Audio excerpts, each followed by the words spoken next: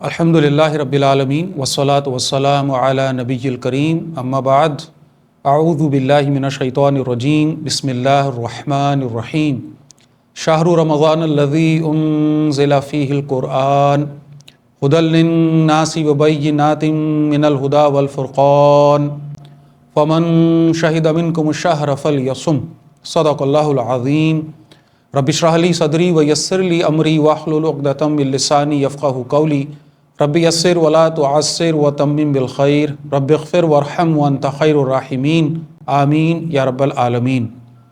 رسول اللہ صلی اللہ علیہ وسلم نے رمضان المبارک سے ایک دن پہلے اپنے پیارے صحابہ کرام کو جمع فرمایا اور ایک خطبہ ارشاد فرمایا، جس کا حاصل یہ ہے کہ آپ نے صحابہ کرام کو ترغیب دلائی کہ اے لوگو، تمہارے اوپر ایک عظمت والا برکت والا مہینہ سایہ فگن ہو رہا ہے، یہ رمضان المبارک کا مہینہ۔ آپ نے صحابہ کرام کو بتایا کہ یہ رمضان المبارک کا مہینہ کتنا اہم ہے۔ آپ صلی اللہ علیہ وسلم نے اپنی احادیث میں اس مبارک مہینے کی جو فضیلتیں بیان فرمائی ہیں، ان کو اگر ایک ایک کر کے گنا جائے تو عقل حیران ہو جائے۔ یہ وہ مہینہ ہے کہ جس میں اللہ رب العزت آسمانوں سے اپنی رحمتوں کے خزانے کھولتے ہیں۔ یہ وہ مہینہ ہے جس میں اللہ کے نبی صلی اللہ علیہ وسلم کے ارشاد کے مطابق جنت کے دروازے کھول دیے جاتے ہیں، فرمایا یہاں تک کہ ایک بھی دروازہ بند نہیں رہتا۔ یہ وہ مہینہ ہے جس میں آپ صلی اللہ علیہ وسلم فرماتے ہیں کہ اللہ سبحانہ و تعالی جہنم کے دروازے بند فرما دیتا ہے، یہاں تک کہ ایک بھی دروازہ کھلا نہیں رہتا۔ یہ وہ مہینہ ہے جس میں رسول اللہ صلی اللہ علیہ وسلم فرماتے ہیں کہ شیاطین کو قید کر دیا جاتا ہے، جنات کو جکڑ دیا جاتا ہے۔ اور یہ وہ مہینہ ہے کہ جس میں اللہ کے نبی صلی اللہ علیہ وسلم فرماتے ہیں کہ پکار لگانے والا پکار لگاتا ہے کہ اے خیر کے طالب آگے بڑھ اور اے شر کے شوقین باز آ جا۔ ذرا تصور کیجئے، اگر اعلان کرنے والا اعلان کرے کہ آسمان سے سونے کے سکے برس رہے ہیں اور یہ سکے ایک مہینے تک برسیں گے، تو میں اور آپ سب کچھ بھول کر، ساری پریورٹیز کو ایک طرف رکھ کر ان سکوں کو جمع کرنے کے لیے دوڑیں گے، بھاگیں گے، اپنے برتنوں کو سیدھا کریں گے، اپنی چادروں کو پھیلائیں گے، ہم سونا بھول جائیں گے، کھانا پینا بھول جائیں گے، اور اس ایک مہینے میں جتنے زیادہ سے زیادہ اس دولت کو جمع کرنے کی فکر میں لگ سکیں گے لگیں گے۔ ذرا سوچئے کہ یہ دولت، یہ سکے، یہ روپیہ، یہ پیسہ، یہ تو بہت مختصر زندگی کا سامان ہے۔ زندگی ختم اور اس ساری دولت کی کوئی اہمیت کسی انسان کے لیے نہیں ہے۔ کتنے ہی کروڑوں اربوں کی جائیدادیں رکھنے والے لوگ آج اپنی قبروں میں ان کروڑوں اربوں سے کوئی فائدہ نہیں اٹھا سکتے۔ غور فرمائیے، دوسری طرف اعلان کرنے والا اعلان کر رہا ہے کہ آسمان سے رحمتیں برس رہی ہیں، مغفرت برس رہی ہے، اللہ سبحانہ و تعالیٰ کا قرب برس رہا ہے، اور میں اور آپ ایسے میں غفلت میں ہوں، میں اور آپ ایسے میں چیمپئنز ٹرافی کے انتظار میں ہوں، میں اور آپ ایسے میں عید فیسٹیولز کے انتظار میں ہوں، میں اور آپ ایسے میں ان میلہ اور بازاروں میں لگنے والے خرافات کے ساتھ، میلوں ٹھیلوں کے ساتھ اپنے آپ کو لگانے کی فکر میں ہوں، خریداریوں کی فکر میں ہوں، شاپنگ سینٹرز میں اپنا وقت گزارنے کی فکر میں ہوں۔ انا للہ و انا الیہ راجعون۔ یہ تو مغفرت کا مہینہ ہے، یہ تو رحمت کا مہینہ ہے، جہنم سے آزادی کا مہینہ ہے۔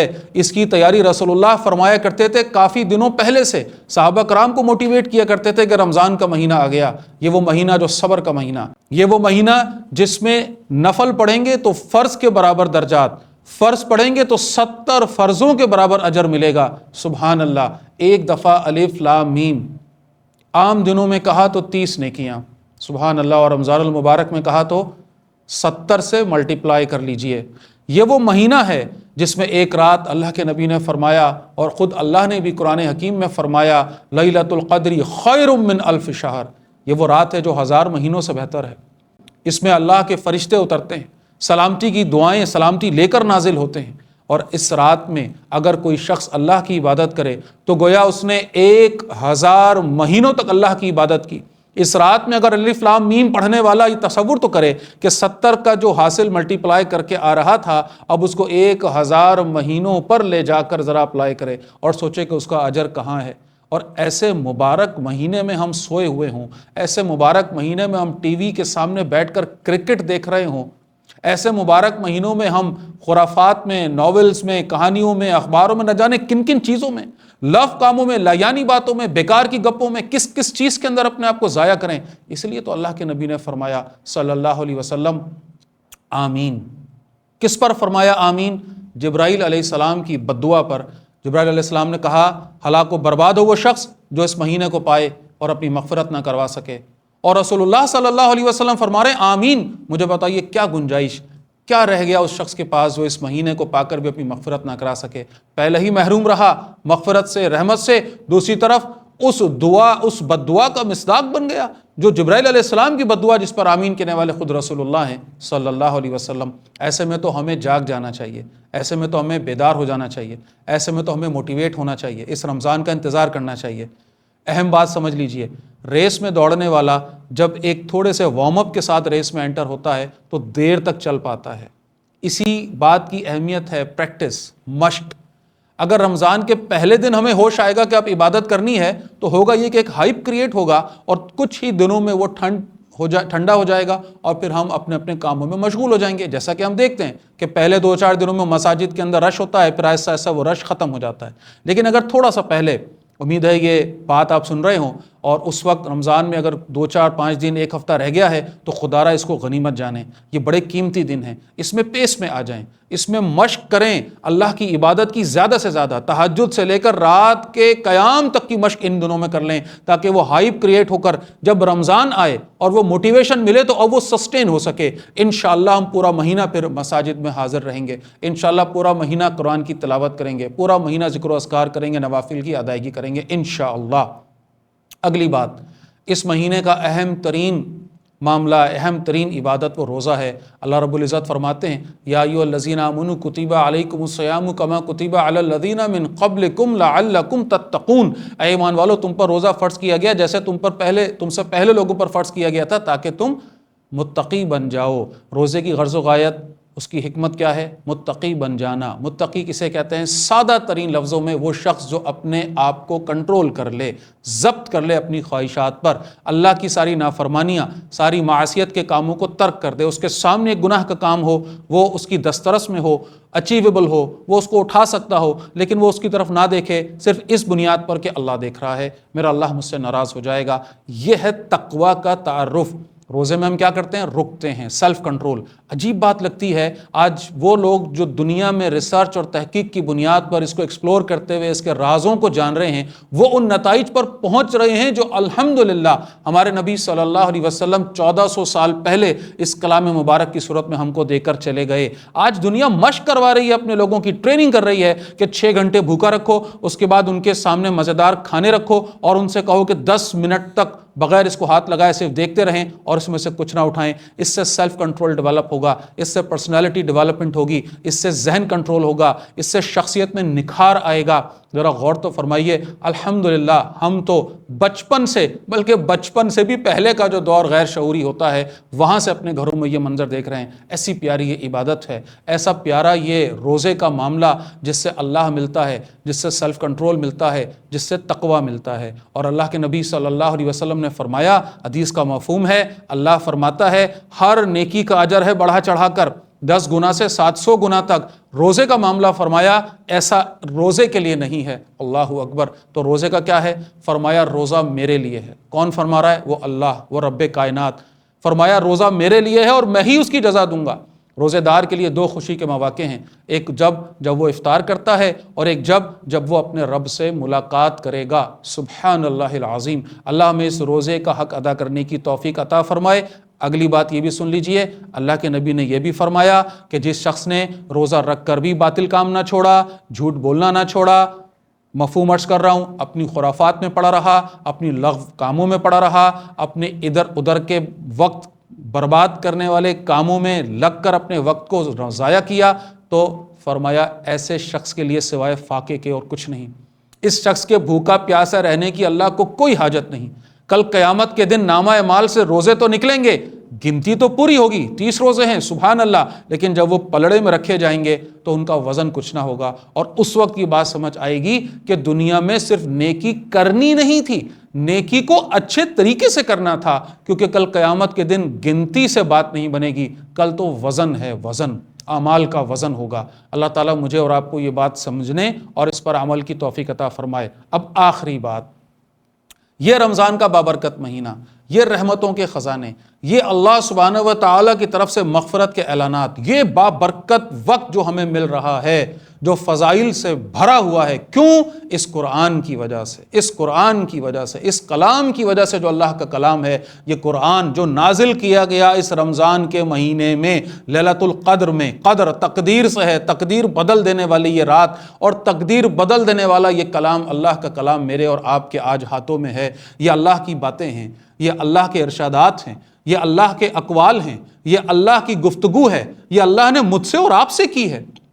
کیسا دل پھٹ کر باہر آ جانا چاہیے، یہ کیسا تلاطم سینے میں برپا ہو جانا چاہیے یہ سوچ کر کہ وہ رب، وہ اللہ جس کو میں اپنا آقا مالک مانتا ہوں، جس نے بھیجا اور جس کے پاس پلٹ کر مجھے جانا ہے، اس نے مجھے کچھ ہدایات دی ہیں، مجھ سے کچھ کہا ہے، اور وہ میں جاننا چاہتا ہوں یا نہیں۔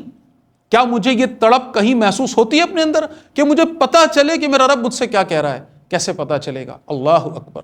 نہ عربی کبھی سیکھی، نہ عربی کو سمجھنے کی کوشش کی، اور نہ ہی قرآن کو اس نقطہ نگاہ سے، اس نقطہ نظر سے کھولا کہ میں جانوں کہ میرا اللہ مجھ سے کیا کہہ رہا ہے۔ اب ایک حدیث آپ کے سامنے رکھتا ہوں۔ اللہ کے نبی فرماتے ہیں صلی اللہ علیہ وسلم، یہ رمضان کا مہینہ دو عبادتوں کا مہینہ ہے، مفہوم عرض کر رہا ہوں حدیث کا۔ ایک عبادت ہے روزے کی عبادت۔ یہ روزہ کیوں ہے؟ لعلکم تتقون، تم میں تقوی آئے، تم میں سیلف کنٹرول آئے، تمہاری جسمانی خواہشات کو روکنے کی پریکٹس تمہیں ہو، جسم کمزور ہو۔ اور دوسرا فرمایا قیام اللیل، رات کا کھڑا ہونا، کس کے ساتھ؟ قرآن کے ساتھ، کیونکہ یہ قرآن غذا ہے ہماری روح کی، یہ جلا بخشتا ہے انسان کے اندر وہ شے جس کو روح ربانی کہا گیا، جو اصل میں انسان کو انسان بنانے والی شے ہے، جو پورا سال نظر انداز ہم کیے رہتے ہیں، بیچاری اگنور رہتی ہے، ضعیف ہو جاتی ہے، کمزور ہو جاتی ہے، بیمار ہو جاتی ہے، یہاں تک کہ بعض انسانوں میں یہ روح فنا ہو کر، ختم ہو کر ان کی روحانیت صفر ہو جاتی ہے اور وہ نرے جانور بن جاتے ہیں۔ اور ہم دیکھتے ہیں کہ ایک شخص اس حیوانیت کے تقاضوں کو اس طرح اپنے اوپر سوار کر لیتا ہے کہ کہیں سے بھی اس کے انسان ہونے کا کوئی اظہار نہیں ہو پاتا۔ کیوں؟ روح مر گئی۔ اللہ نے یہ کرم فرمایا، یہ رمضان کا مہینہ ہمیں دیا کہ اگر کہیں کوئی کمی بیشی ہے، وہ روح کی کمزوری ہو گئی ہے، ٹھیک ہے، اس رمضان کو پاؤ، اس میں اس روح کو مضبوط کرو، دوبارہ سے حیوان سے انسان بن جاؤ۔ کیسے؟ روح کو مضبوط کرو، کیسے؟ قرآن کے ساتھ۔ کیسے؟ اس کے ساتھ جڑو قیام اللیل میں۔ اللہ کے نبی فرما رہے ہیں کل قیامت کے دن یہ قرآن آ کر سفارش کرے گا اور کہے گا کہ اے اللہ، میں نے تیرے اس بندے کو دن میں آرام کرنے اور سونے سے روکے رکھا، تو اس کے حق میں میری سفارش قبول فرما۔ ابھی بات مکمل نہیں ہوئی، اب آئے گا رات کا قیام، اور وہ کون ہے؟ وہ ہے قرآن۔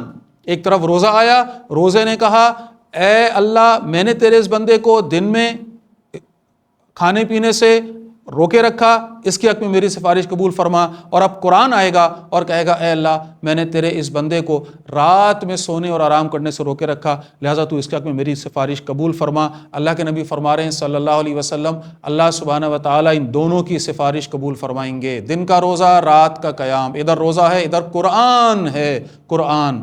ایک اور جگہ فرمایا جسے دن کے روزے رکھے ایمان اور احتساب کے ساتھ، اللہ نے اس کے پچھلے گناہ معاف فرما دیے۔ جس نے رات کا قیام کیا ایمان اور احتساب کے ساتھ، اللہ نے اس کے پچھلے سارے گناہ معاف فرما دیے۔ تو جناب علی، یہ رمضان کا مہینہ، اس پورے پیکج کو سمجھیے، دن کا روزہ، رات کا قیام۔ دن کا روزہ فرض ہے، رات کا قیام فرض نہیں، لیکن جو رات کا قیام چھوڑ دے گویا اس پیکج سے محروم رہ گیا۔ لہٰذا رات میں قرآن کے ساتھ کھڑے ہونا، قیام اللیل، جس کی مروجہ شکل الحمدللہ ہم جانتے ہیں نماز تراویح۔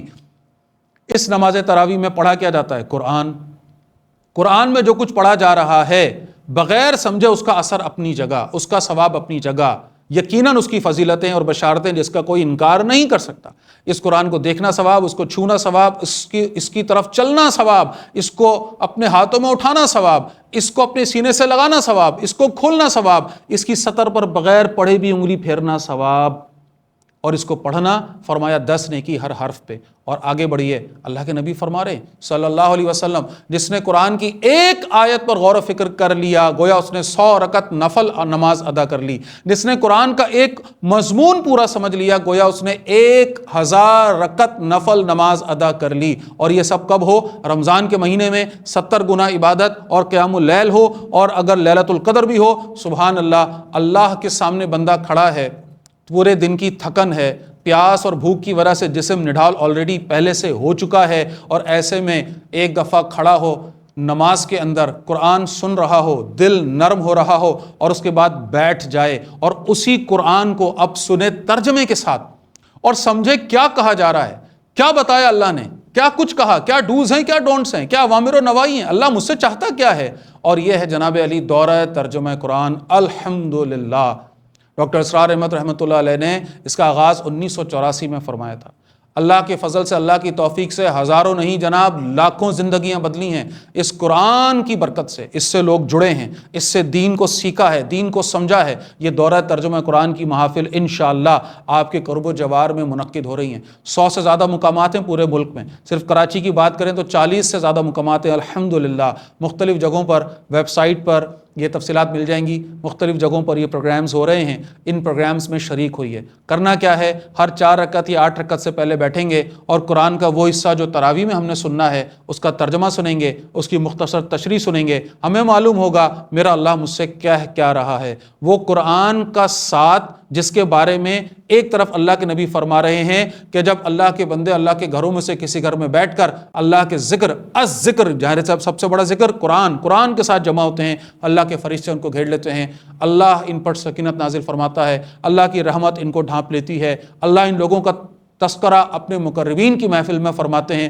تو ذرا غور فرمائیے، رمضان کی راتوں میں یہ اگر فضیلت مل جائے، اس حدیث کے مصداق ہم بن جائیں، جسم کی تھکن، پیاس کا عالم، تھکن پہ تھکن، دن بھر کی تھکن کے بعد رات کی تھکن ہے، اللہ کا بندہ اللہ کے سامنے کھڑا ہے، رات کا 1 بج رہا ہے، کوئی گزرنے والا پوچھے یہ کون لوگ ہیں؟ رمضان میں جب لوگ سونے کی طرف بھاگتے ہیں نیندیں پوری کرنے کے لیے، یہ یہاں بیٹھ کر کیا رہے ہیں؟ اور بتانے والا بتائے قرآن سمجھ رہے ہیں۔ سبحان اللہ، سبحان اللہ۔ ذرا غور تو کیجئے، یہ اللہ کے بندے اللہ کے کلام کو سمجھنے کے لیے 1 مہینے کی بات ہے، 125 130 گھنٹے کی بات ہے، روزانہ 4 گھنٹے لگانے ہیں، رات کو بیٹھنا ہے، قرآن کا ترجمہ بھی سننا ہے، سمجھنا بھی ہے، اس محفل کی برکتیں سمیٹنی ہیں، اجر سمیٹنا ہے، مغفرتیں سمیٹنی ہیں، اور سب سے بڑھ کر اللہ کی سب سے بڑی نعمت ہدایت کو پانے کی کوشش کرنی ہے، تاکہ ہمیں پتہ چلے کہ قرآن ہم سے کیا چاہتا ہے، اللہ ہم سے کیا چاہتا ہے۔ اس قرآن کے ساتھ جڑنے کا بہترین موقع یہ رمضان المبارک کا مہینہ ہے۔ میں آپ کو دعوت دوں گا، ضرور خود بھی اپنے خاندان والوں کے ساتھ، اپنے بچوں کے ساتھ، اپنے دوستوں کے ساتھ ان محافل کو اٹینڈ کیجئے، ان محافل سے جتنی برکتیں ہم سمیٹ سکیں وہ سمیٹیے۔ پوری طرح نہیں کر سکتے، جتنا وقت لگا سکتے ہیں لگائیے۔ اللہ ہمیں توفیق عطا فرمائے، اللہ مجھے اور آپ کو اس قرآن کی برکتیں سمیٹنے کی توفیق عطا فرمائے۔ ان محافل کو ہم اٹینڈ کریں گے تو ہمیں نظر آئے گا کہ ہماری زندگیوں میں کیا انقلاب برپا ہونے جا رہا ہے۔ آخری بات عرض کر رہا ہوں، اللہ کے نبی صلی اللہ علیہ وسلم کا ارشاد ہے، یہ قرآن یا تو کل قیامت کے دن تمہارے حق میں گواہی دے گا یا تمہارے خلاف گواہی دے گا۔ فیصلہ مجھے اور آپ کو کرنا ہے، اس قرآن کو کل قیامت میں اپنے حق میں گواہ بنانا ہے یا اپنے خلاف گواہ بنانا ہے۔ سوال بڑا سادہ سا ہے، کیا آج تک میں نے اس قرآن کو پورے ترجمے کے ساتھ ایک دفعہ بھی پڑھا؟ کیا میں نے اپنی زندگی میں اس قرآن کی تشریح کو ایک دفعہ بھی پڑھا یا سنا؟ کیا میں نے ایک دفعہ بھی پوری زندگی میں اس قرآن کے کسی مضمون کو سمجھنے کی کوشش کی؟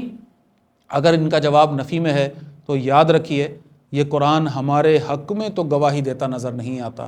اللہ تعالیٰ مجھے اور آپ کو توفیق عطا فرمائے کہ اس قرآن کے ساتھ اس رمضان کو گزاریں، تاکہ اس کی سفارش کے مصداق تو بنے ہی، اللہ تعالیٰ کا قرب بھی ہم کو مل سکے۔ جزاک اللہ خیرا کثیرا، اقول قولی ھذا واستغفر اللہ لی ولکم ولسائر المسلمین والمسلمات۔